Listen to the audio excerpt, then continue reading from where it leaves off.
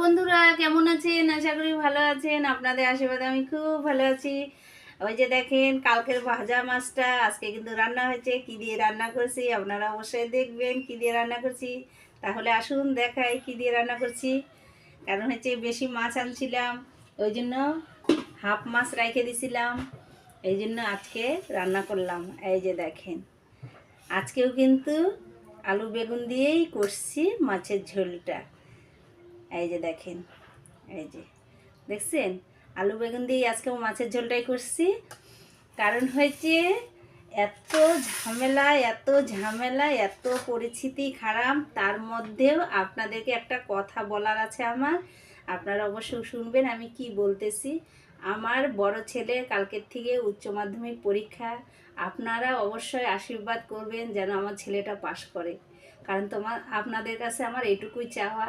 কারণ আশীর্বাদ করবেন যেন আমার ছেলে ভালো নাম্বারে পাশ করে। কারণ হচ্ছে এদিকে মা তো আমি, এদিকে ওর পিছনে সময় দিতে হয়, এদিকে আমাকে কাজে যাইতে হয়, এদিকে রান্নাবাড়ি করতে হয়। ওই জন্য আমি যেদিন বাজারে গেছিলাম, বাজারটা এনে হয়তো দেখাইতে পারিনি আপনাদেরকে, ওই জন্য একটু বেশি করে মাছ নিয়ে আসছিলাম।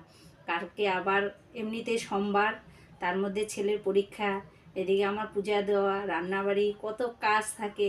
তার মধ্যেও ছেলেটাকে যে এখন আমি পৌঁছায় দিয়ে আসবো যেখানে পরীক্ষা পড়ছে, যদিও জলপাইগুড়িতেই পড়ছে, দূরে কোথাও পড়ে নাই, তবু আমি গেলে একটু ভালো লাগে, ওরও ভালো লাগবে, আমারও ভালো লাগবে।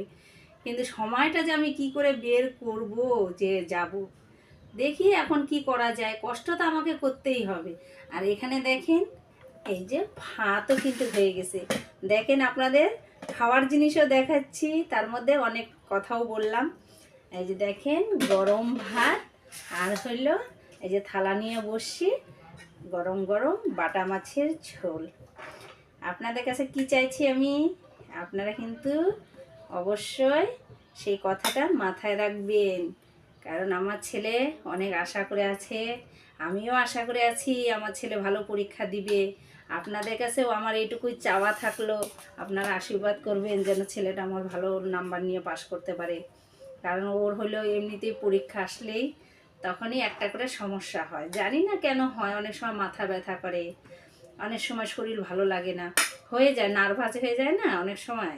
ওই জন্য এই দেখেন, আমিও টেনশনে আছি যে ছেলেটা যে কি করবে।